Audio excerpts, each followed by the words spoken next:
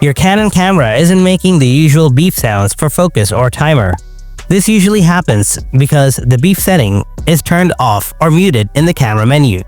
In this video, I'll show you how to fix the beep sound issue on your Canon camera. Let's bring the beep back right now. Solution 1. Check the beep settings. First, turn on your Canon camera, then press the menu button. Now select beep under the image quality option. Now check on it. After that, you will see 3 options right here, like enable, touch to mute, and disable. Make sure it's enabled. Solution 2.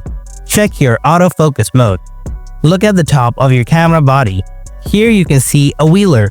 It's called a mode dialer. So turn your mode dial to P, TV, AV, or M.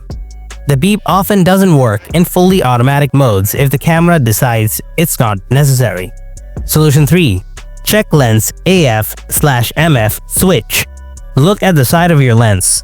There should be a switch labeled AF/MF.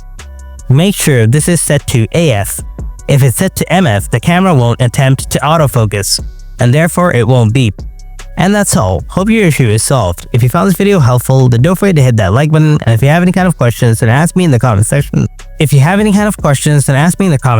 Below.